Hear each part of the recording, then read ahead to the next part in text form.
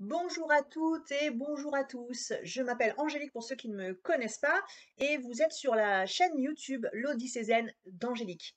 Alors aujourd'hui, je vous propose de faire une nouvelle petite série de vidéos. J'avais l'élan de vous partager sous une autre forme mon amour pour les arts de santé asiatique que vous connaissez pour ceux qui suivent un petit peu. Et dans ces arts de santé asiatique, on ne sépare jamais le corps de l'esprit. Et c'est ce que j'aime beaucoup.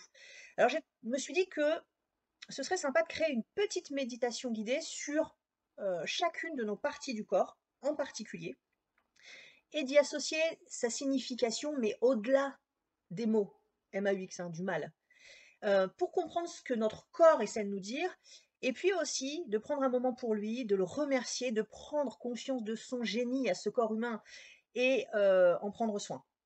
Alors, il faut savoir que je me suis souvent fait accompagner aussi par les huiles essentielles lorsque j'ai eu du mal à dépasser certains caps émotionnels, en tout cas voilà, chez moi, des choses qui étaient un peu trop lourdes émotionnellement.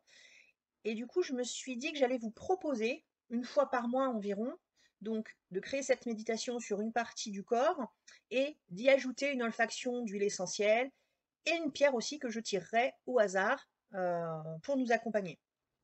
Alors cette méditation, en tout cas au départ, elle se fera sur des bruits blancs, voilà, ce qu'on appelle des bruits blancs.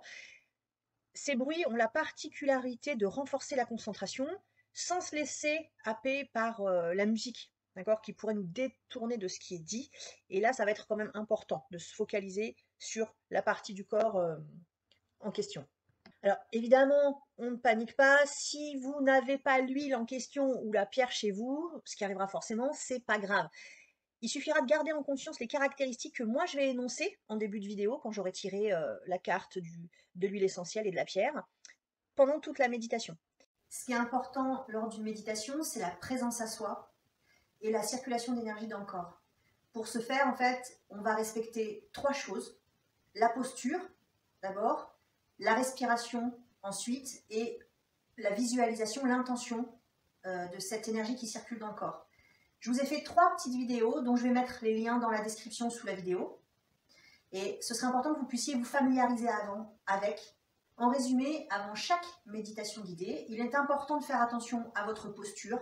Il faut que votre corps soit confortable, mais avec la colonne droite.